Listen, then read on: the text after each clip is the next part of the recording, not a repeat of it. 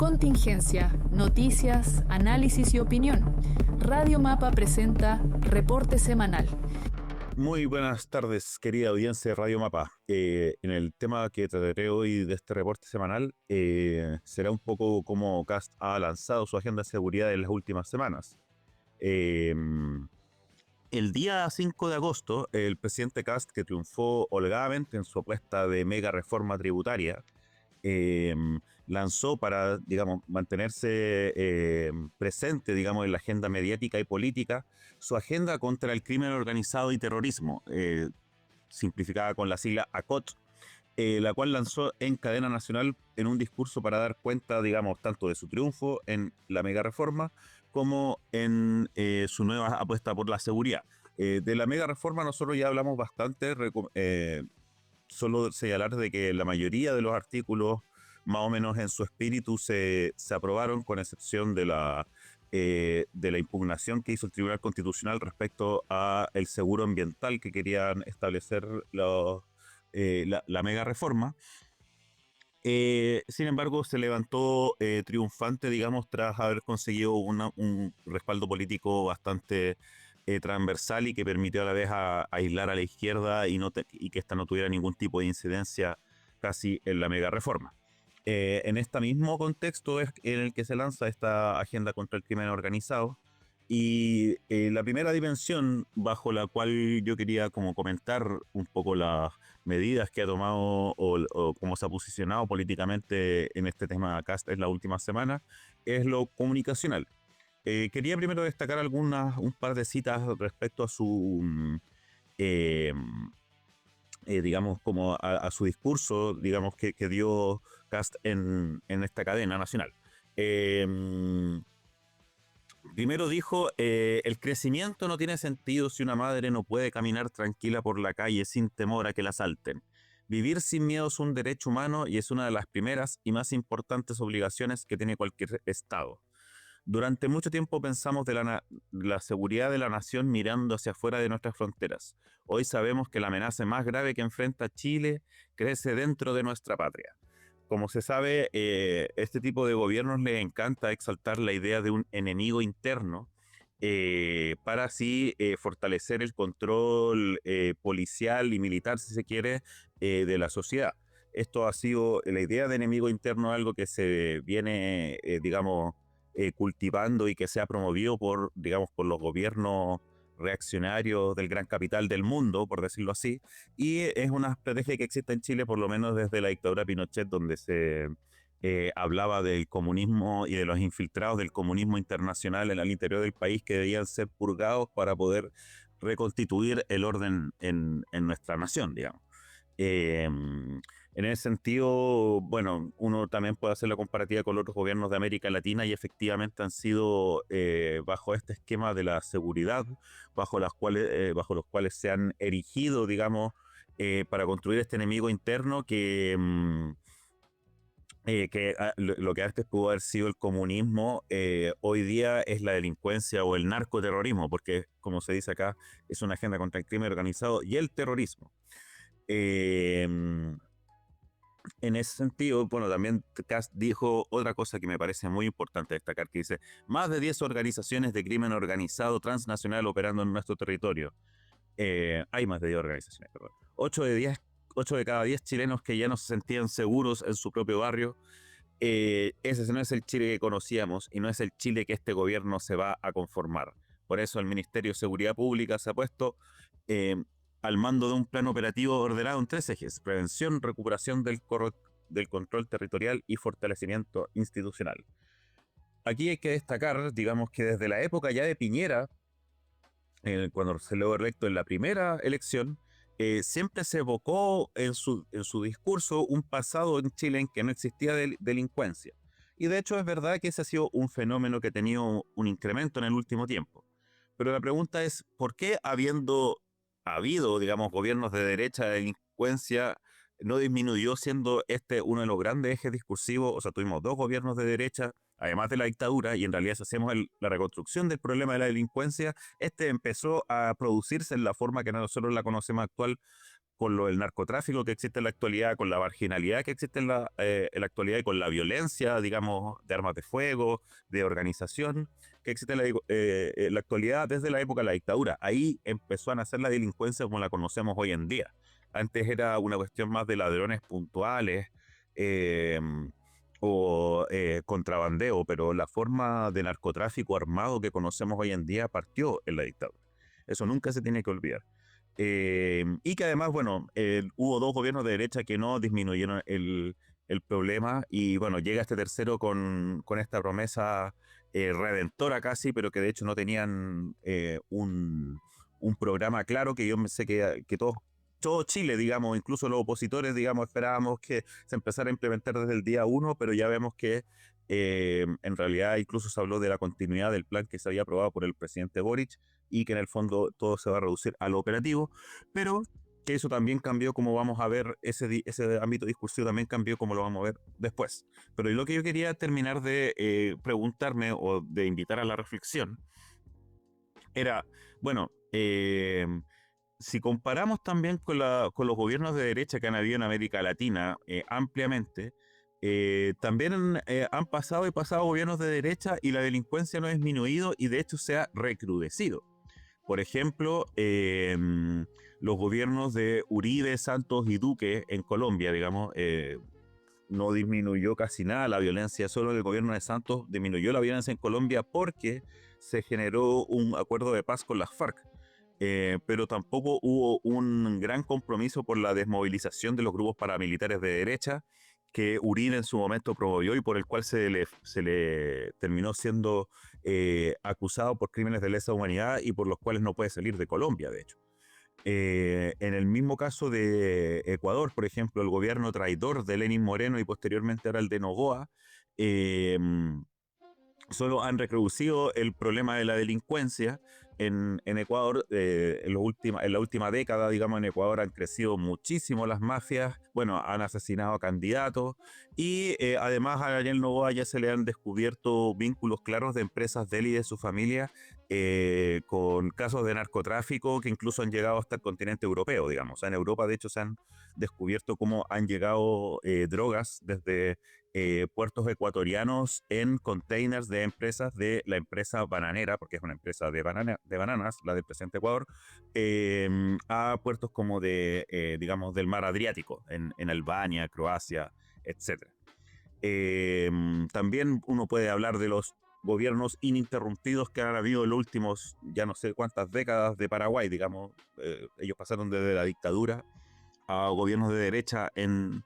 Paraguay, también los gobiernos de Michel Temer y de Jair Bolsonaro en Brasil, el gobierno de Felipe Calderón en México. En todos esos gobiernos solo se recrudeció la delincuencia y se prometieron medidas de mano dura, se sacaron a los militares, se militarizó a las policías, se les dio entrenamiento nuevo y no cambió absolutamente nada, de hecho solo se recrudecieron. El único gobierno que podría adjudicarse un éxito real, digamos, siendo un gobierno de derecha, es el de Bukele, con todas las salvedades que eso requiere, digamos, la implementación de una dictadura prácticamente, o por lo menos un desmarque total de los valores liberales constitucionales que supuestamente rigen a Occidente, y se ha convertido en un régimen de lo que los politólogos han llamado iliberal. Yo diría simplemente un régimen funcional al anglosionismo, como se ha llamado también últimamente. Eh, claro, eso bajo la restricción de libertades, bajo algo bastante sabido de que hay gente presa que no ha cometido delitos, a las que no se le han respetado sus derechos fundamentales, y simplemente se ha aplicado esta idea de, digamos, matar una mosca con una bazuca, por ponerlo de una metáfora más coloquial, digamos, o esta idea de que si los meto presos a todos, no importa si meto a algunos inocentes presos o cosas así, no importa arruinar la vida de algunas personas eh, simplemente para poder mostrar autoridad, porque además yo diría, bueno, esto ya quizás es más especulación, pero que hoy día existen bastantes herramientas tecnológicas para poder perseguir criminales organizados específicos. O sea, todos estos gobiernos además son funcionales y obedientes a la geopolítica estadounidense. Ya vimos como Estados Unidos tiene la capacidad militar y logística para poder matar al ayatollah en su propia casa o incluso capturar al presidente de la República Bolivariana de Venezuela, de Nicolás Maduro, también en su propia casa o en sus propios refugios, digamos, pero los estadounidenses no son capaces de hacer lo mismo con el gran narcotráfico en América Latina, ni menos en el narcotráfico en su interior, el cual pareciera no preocuparles tanto como el narcotráfico en el exterior, por cierto. Eh, con esto tampoco, en todo caso, quiero blanquear el actor de los sectores progresistas, que en realidad han sido una continuidad de las políticas de derecha en esta materia, especialmente en Chile. De hecho, yo diría que uno de los errores políticos, entre comillas, que tuvo el gobierno de Boric fue haber avanzado en esta materia, digamos, siguiendo el recetario, entre comillas, técnico de la derecha e intentando mostrarlo como tal, como una especie de solución técnica bien aplicada, como una especie de solución científica, tecnocrática, digamos, más sobria que la mera espectacularidad con la que se mueve la derecha en este aspecto. Cuando en realidad, cuando uno ya se sitúa, digamos, políticamente en el marco discursivo de lo que se llamaba la seguridad, de hecho ya el nombre, ponerle seguridad y hablar todo el rato de seguridad ya es un encuadre bastante ideológico, bastante importante, digamos, porque puesto que cuando se habla de seguridad siempre se habla simplemente de lo policial y no de la pregunta más integral respecto a la delincuencia en su relación con la sociedad en su conjunto, con las actividades económicas, con la exclusión social, con, digamos, los problemas educativos, etcétera. Entonces, de partida ya posicionarse ahí me parece bastante problemático, digamos, como en la mera seguridad a secas. Y cuando uno se posiciona en ese aspecto, claramente lo que realmente da rédito en la arena política no es solamente comportarse como un correcto tecnócrata, sino precisamente hacer el show mediático. Digamos, parte de este show, digamos, fue la implementación del famoso Plan Cancerbero, por el traslado de reos de alta peligrosidad hacia la nueva cárcel de La Laguna, en la comuna de Talca, dentro del sector de Panguilemo,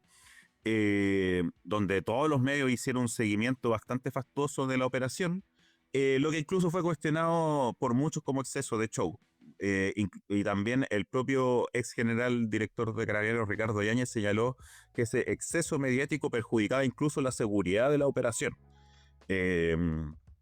para que se entienda que incluso dentro de la gente más, entre comillas, experta de este punto, considera que ya se ha caído en ciertas exageraciones al punto. En el ámbito de las propuestas de reforma, una cuestión importante que plantea Cast es la reforma constitucional para que el Estado no se pueda desentender de la seguridad, lo que se plasma en la modificación del artículo primero de la Constitución para consagrar expresamente la seguridad pública como obligación primordial del Estado. Además crea un nuevo estado de excepción, el estado de seguridad pública, para intervenir con colaboración militar en comunas o territorios específicos, polígonos, como le llaman, donde estén controlados por bandas o redes criminales.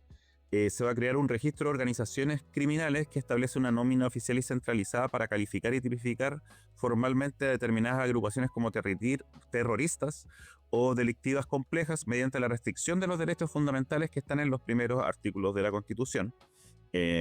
Esto para poder crear, por ejemplo, regímenes penitenciarios diferenciados que permita aislar y aplicar normas de reclusión más estrictas a los líderes de organizaciones criminales dentro de los recintos penales, y también buscar normas que faciliten la incautación de bienes, facilitando el comiso, la confiscación rápida y la liquidación de activos y capitales obtenidos por el narcotráfico y el crimen organizado. Una cosa importante para señalar esto es, digamos, sobre el cambio constitucional del artículo 1, es que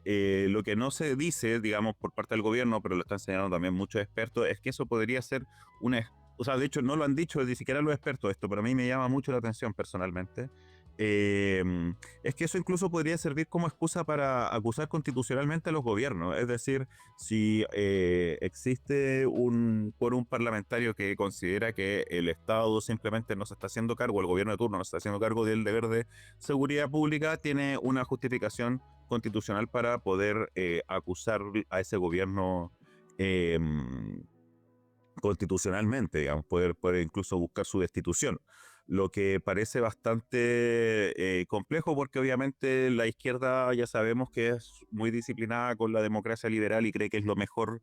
que existe en la historia de la humanidad, digamos. Entonces no se van a comprometer a acusar a la figura del presidente, especialmente después de los grandes errores que cometieron durante el estallido social, digamos, que no permitieron gobernar al pobre presidente Piñera. Pero todos sabemos que la derecha no va a tener, digamos, ese mismo nivel de contemplación y obviamente esta reforma constitucional tiene esa dimensión política y nadie, al parecer, ha querido, digamos, argumentar eso. Otra cosa que sí se ha comentado bastante por especialistas, juristas, el mundo político, es esta idea de cambiar la constitución para poder facilitar la segregación carcelaria y la restricción de derechos fundamentales de las personas que están que están en los primeros artículos de la Constitución. Esto se ha señalado como peligroso, puesto que permite cierta arbitrariedad política, ya que incluso parte de este registro de organizaciones criminales centralizado es algo que tiene que votar el Congreso. Entonces, no hay ningún tipo de mediación judicial, sino simplemente política respecto a qué es lo que se entiende como las organizaciones criminales, y eso obviamente también se presta para que, digamos, se establezcan otro tipo de excepciones constitucionales, según lo que establecen los propios juristas, que pueden permitir también la arbitrariedad en otros aspectos de la Constitución. De hecho, algo muy gracioso que han dicho como algunos comentaristas que podrían ser más liberales o de centro derecha, es que esto también podría dar pie a que un futuro gobierno de izquierda cuestione el derecho de la propiedad. No a partir de esto mismo, sino que la actitud política, digamos, de establecer excepciones a la Constitución en la misma Constitución podría sentar ese precedente y lo que debilitaría el efecto constitucional propiamente tal. Lo que, por lo demás, no me extrañaría tanto en un gobierno de ultraderecha que en el fondo, eh, digamos, coquetea incluso con la idea de salirse de la Corte Penal Internacional, digamos, cuestión que han descartado en los últimos días, pero que no, digamos que es algo que se puede ver, puede ir cambiando en el tiempo por la presión de los Estados Unidos que ha estado ejerciendo sobre Chile. Y una de las últimas cosas que yo quería comentar también era el tema del uso de militares, digamos, como también establecer nuevos regímenes de excepción constitucional para poder usar militares en tareas de orden público. Eh, ha sido también la respuesta de muchos militares y otros especialistas también, que los militares no cuestan con la capacitación para su actuar en el marco de la acción policial, digamos. Siempre se suele decir, o estos militares suelen decir que claro, los soldados están preparados para la guerra abierta, no tienen esta capacitación para, por ejemplo, llevarse a alguien preso dentro de un sector como que esté poblado por muchos civiles, ese tipo de consideraciones, y que además eso tampoco está claramente establecido en lo que se ha llamado las reglas de uso de la fuerza, lo que también le permite saber cuál sería como el verdadero poder de fuego, entre comillas, que es lo que más le preocupa a esta gente, que podrían tener los militares a la hora del control del orden público. De todas maneras, hay que tener claro que esto también es una medida bastante transversal, digamos. A veces se genera harto ruido político, pero existe otra transversalidad en ciertos principios, como fue antes reducir los impuestos. Hoy día, como muchos alcaldes también de izquierda están pidiendo el uso de militares para el control del orden público, sin, al parecer, medir las consecuencias de lo que eso podría tener en el futuro. Y por lo mismo se da cuenta rápida, fácilmente, de que eso solo busca un rédito político en términos de votos inmediatos, digamos. En el fondo, lo que se busca, el alcalde de turno quiere salir al lado de los militares controlando el orden público y con eso ganar las próximas elecciones sin ningún tipo de responsabilidad respecto a lo que sucede realmente en la sociedad. O lo que sucedería, digamos, políticamente y en términos de nuestros propios derechos, el hecho de que las Fuerzas Armadas estén a cargo de esto. Pero lo que nos están salvando un poco esto son los mismos militares, como decía,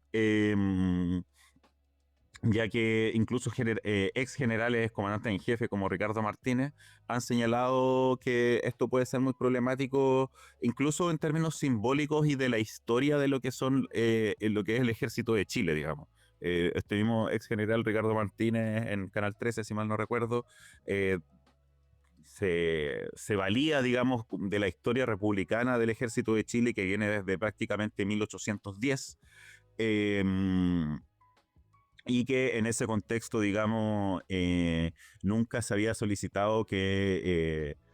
que el ejército ocupara labores distintas a las que se han logrado, o sea, a las que se han abocado, especialmente desde que se creó Carabineros de Chile, que fue la instancia de centralización de las policías en los años 20, digamos.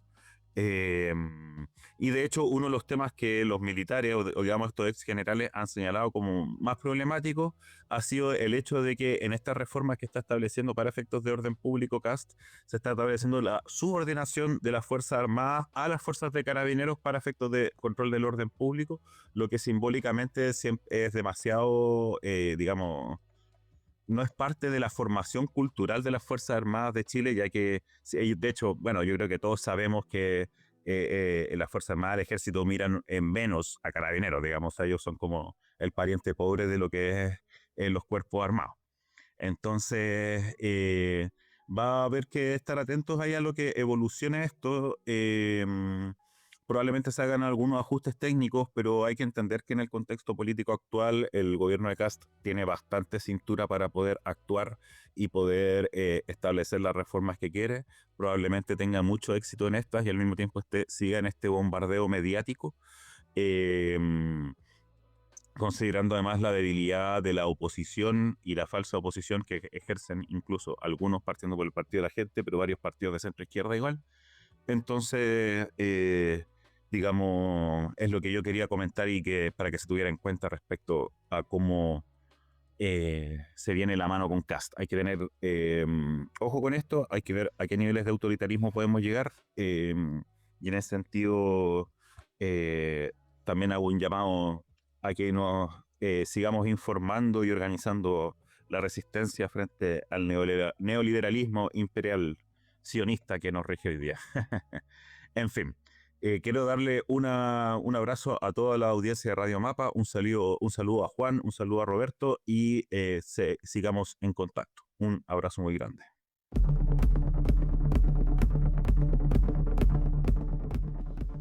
Hola amigas y amigos de Radio Mapa. Bueno, en esta sección de reporte semanal vamos a tener una pequeña opinión en relación a la situación actual de Venezuela y lo que ha ocurrido en los últimos meses a partir de diciembre de 2025, haciendo un recuento de algunos hechos fundamentales y sobre todo concatenando algunas situaciones y algunos hechos que podrían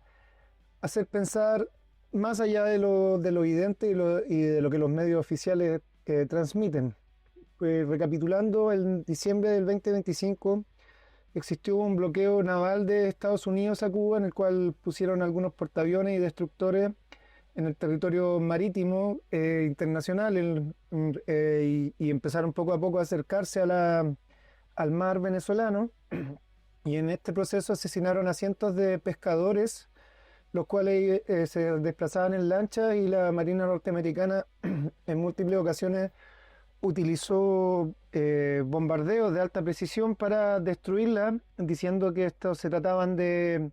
lanchas de narcotraficantes sin presentar ninguna prueba y sobre todo pasando a llevar el derecho a la legítima defensa, ya que en el caso eventual de que estas lanchas hubieran sido de narcotraficantes, esto tenía que mostrarse en un juicio y su condena probada y sentenciada frente a un juez y no simplemente un asesinato a sangre fría como fue lo que ocurrió y lo que denunció por supuesto en su momento el presidente constitucional de Venezuela, Nicolás Maduro, quien frente a este asedio y esta agresión hacia su población civil intentó lograr un entendimiento con Estados Unidos, pero el imperialismo no permitió una relación recíproca y bilateral en las posturas soberanistas del chavismo tradicional y al final la ambición del saqueo petrolero terminó ganando digamos, las acciones de Estados Unidos, derivando a la tragedia ocurrida el 3 de enero del año 2026. A pesar de que semanas antes, desde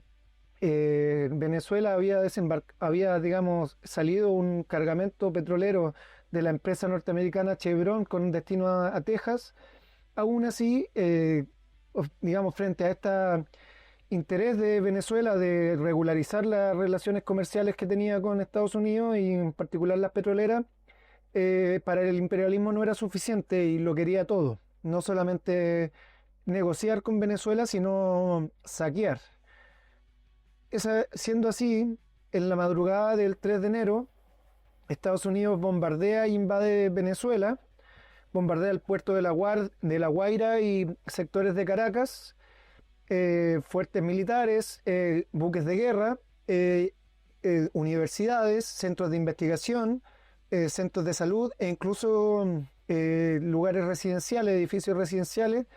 dejando más de 130 víctimas entre militares y civiles. Entre estos se cuentan 33 cubanos que dieron la vida,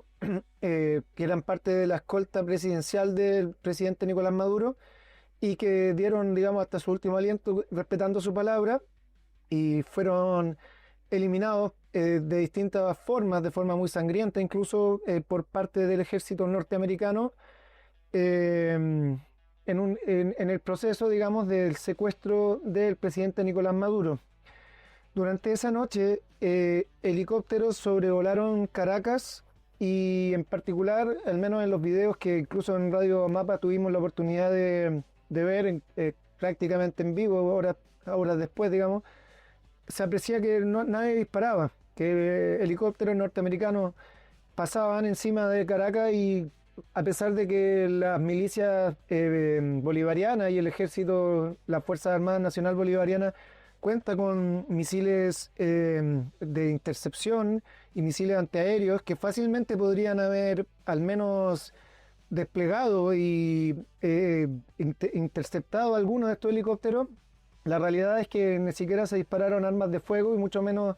misiles de seguimiento de temperatura u otras tecnologías que habían sido entregadas años atrás y siendo renovadas continuamente, parte como donaciones por el ejército ruso.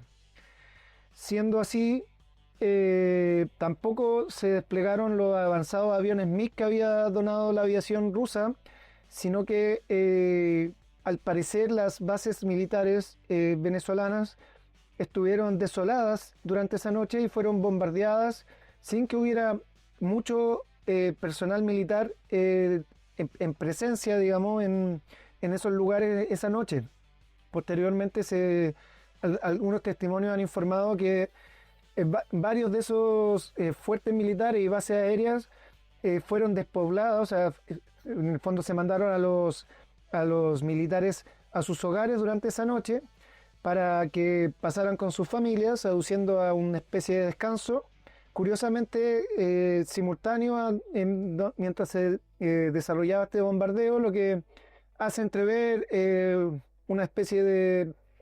rendición no oficializada por parte de las Fuerzas Armadas venezolanas. Y finalmente esto conlleva la captura y secuestro de Nicolás Maduro y por consiguiente de Cilia Flores, diputada de la República Bolivariana de Venezuela, que digamos exigió a los marines que fueron a capturarlos que si es que se llevaban al presidente también la tenían que llevar a ella, y estas personas accedieron y también procedieron a su captura y secuestro. En el combate, como dijimos, efectuó la muerte de 33 soldados con alta experiencia de nacionalidad cubana que habían sido facilitados en una lógica que uno podría empezar a sospechar, en la que ya Maduro y probablemente la inteligencia cubana sabía que la Fuerza Armada Nacional Bolivariana estaba intervenida por Estados Unidos y estaba pronta a ceder a los intereses del imperialismo. Sin embargo, en este combate se desconoce la cantidad de marines muertos en combate, ya que Donald Trump al día siguiente salió a festejar su triunfo y a decir que no había muerto ningún soldado norteamericano en la batalla, cosa que es bastante sospechosa y obviamente trata de hacer ver que la tecnología bélica norteamericana es muy superior a la de cualquier otro país y a cualquier guerra convencional y que ellos son capaces de capturar a un presidente en ejercicio con escolta armada y no sufrir ninguna baja. Sin embargo, al menos 6 bajas norteamericanas se fueron dando a conocer en las semanas siguientes,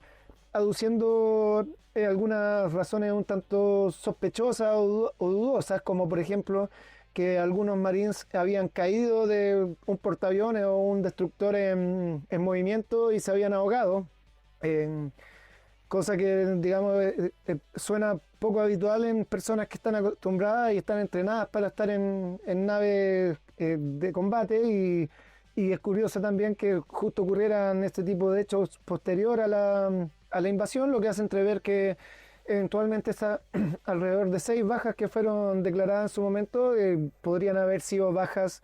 en combate que Donald Trump en su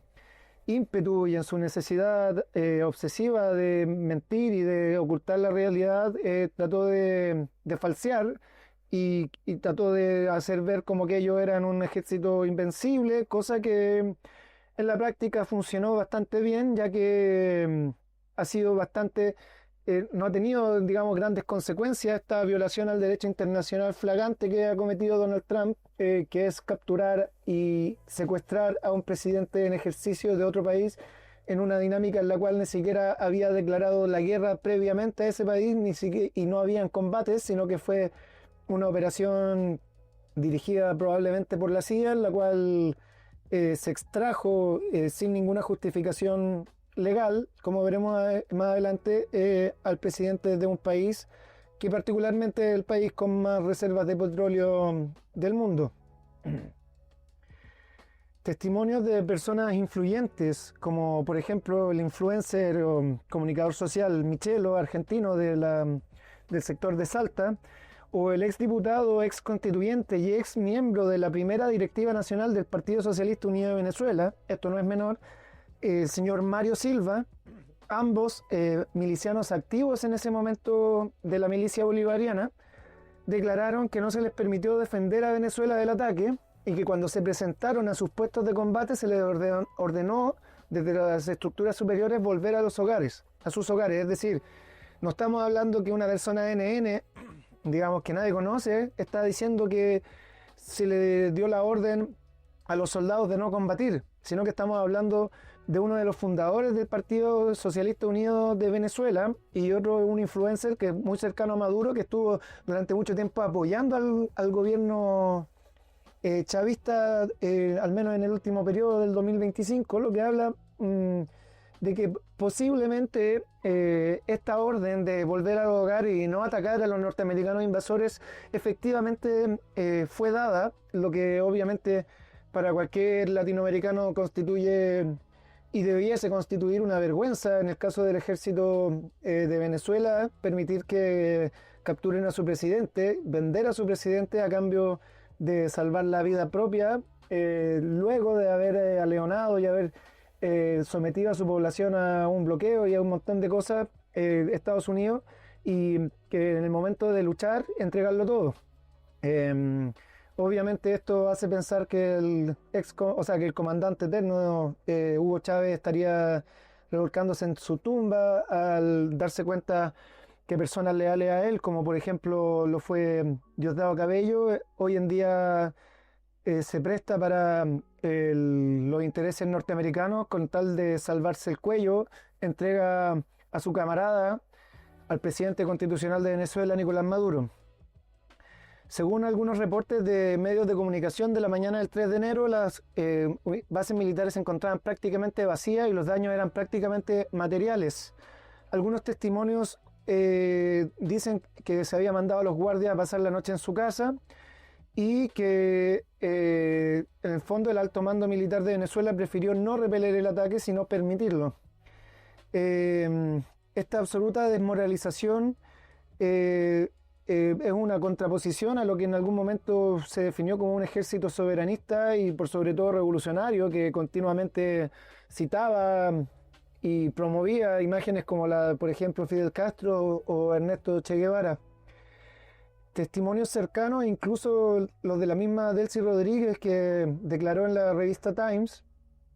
aclaran que ella se había reunido con Nicolás Maduro la noche del 2 de enero, a eso de las 11 de la noche,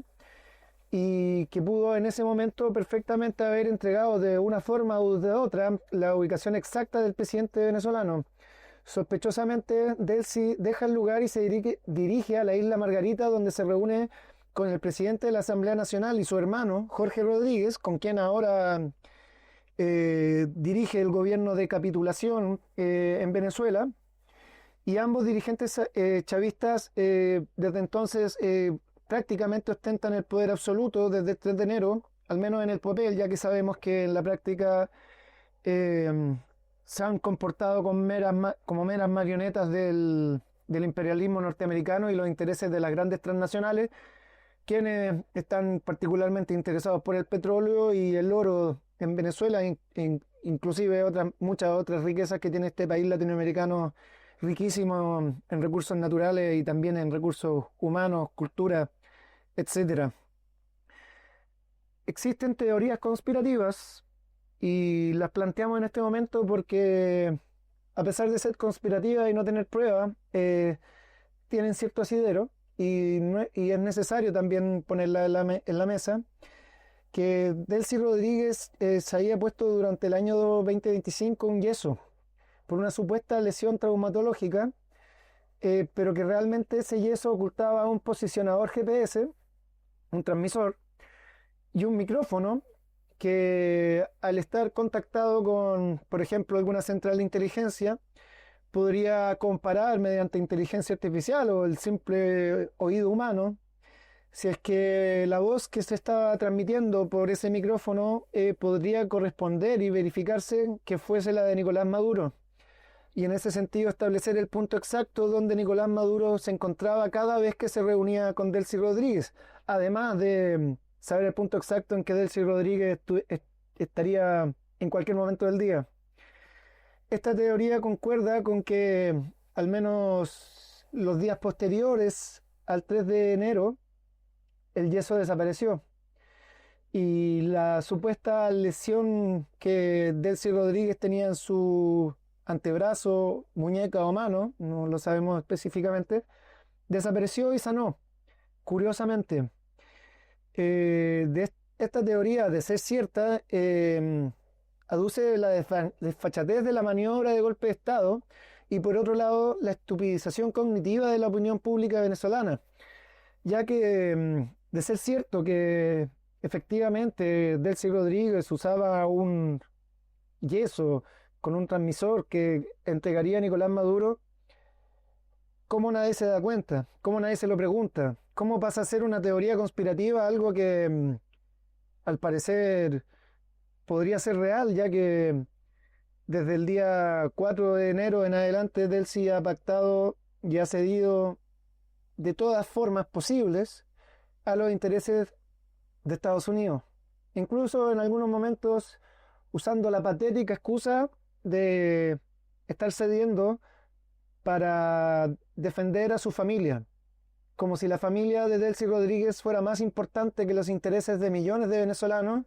que los intereses de millones de latinoamericanos, que los intereses de los pueblos pobres del mundo, solo por defender a su familia. Lo que es claramente un comportamiento, podríamos decir, al menos burgués, por no decir cobarde. El gobierno encargado se convierte en un garante neoliberal. Desde su asunción, la encargada Delcy y su hermano Jorge han propiciado reformas legales que permiten a empresas norteamericanas extraer el petróleo venezolano sin ningún tipo de control por parte de Estado, pasando a llevar la Constitución venezolana. Han propiciado reformas legales que permiten a empresas extranjeras explotar yacimientos de oro y otros minerales, metales y tierras raras. Han restaurado a la oposición golpista neoliberal pro-yanqui y sionista, al nivel de anunciar con bombos y platillos reuniones y acuerdos con el Congreso golpista del año 2015, Congreso el cual ellos mismos ayudaron a disolver en un proceso constituyente que fue cuestionado por la derecha y por el neoliberalismo y por la izquierda progre piti yanqui, y a ellos mismos que ejecutaron ese proceso hoy se dan las manos y lo abrazan. Han permitido al ejército norteamericano reabrir la embajada y trasladar personal militar a Venezuela utilizando el espacio aéreo norteamericano con naves aéreas militares, además descargando Marines y probablemente material de espionaje, por no decir armamento bélico simplemente. Han deslavado la imagen del chavismo, han ocultado la figura de Chávez y Nicolás Maduro, han terminado en la práctica con el discurso soberanista de Venezuela. Han perseguido y silenciado a los chavistas consecuentes, como el mismo Michelo o Mario Silva. Michelo en algún momento desapareció de las redes y apareció golpeado. ¿Quién lo golpeó? Todavía no lo sabemos. A Mario Silva y a otros chavistas consecuentes le han cortado el internet para que no puedan transmitir su opinión en redes sociales y así mantener a la masa del pueblo chavista que añora y ha añorado durante mucho tiempo el socialismo, mantenerlos desinformados, creyendo en una lealtad ficticia frente a dirigentes que ya no responden a sus intereses. Han raptado y torturado, han contratado a agentes infiltrados, como por ejemplo Javi Flama, un argentino que supuestamente fue amigo de este influencer Michelo, pero que en la práctica solamente ha servido para apoyar al progresismo yanqui, el progresismo tipo Gabriel Boric, que está de acuerdo con el nazi de Ucrania,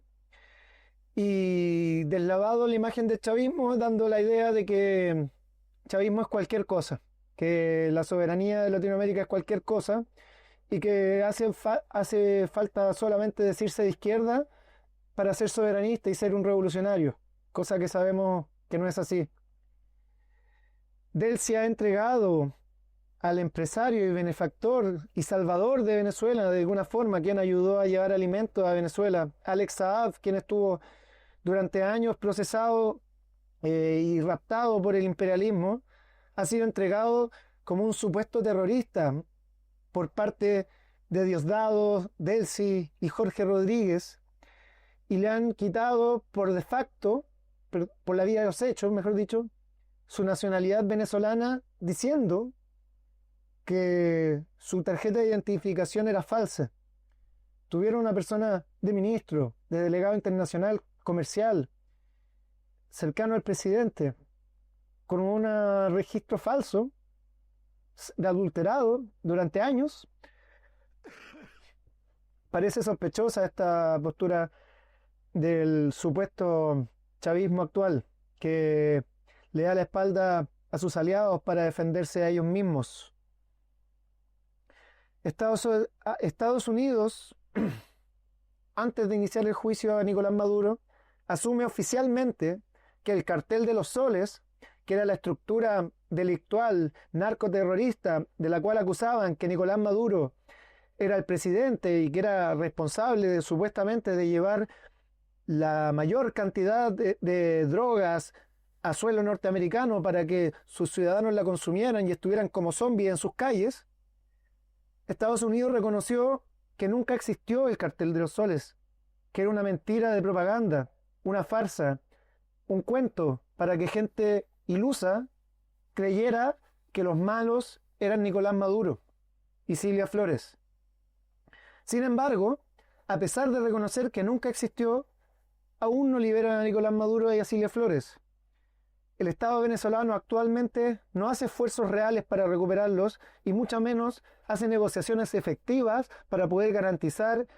un buen estado de salud o al menos que sean capaces de comunicarse realmente con sus bases, con su pueblo que lo añora. Figuras claves e históricas del chavismo se alinean con la posición entreguista y neoliberal de los Rodríguez, como por ejemplo Diosdado Cabello, Jorge Arriaza, a quien yo apreciaba mucho y hoy lamento su postura entreguista y esa lealtad ficticia que tiene esa lealtad inconsecuente que tiene con Delcy Rodríguez. E incluso el mismísimo Nicolás Maduro Guerra, hijo de Nicolás Maduro Moros, justifican el actuar de colaboración con el imperialismo,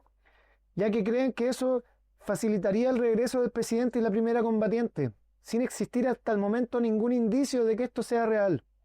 El Partido Socialista Unido de Venezuela comienza a actuar inorgánicamente,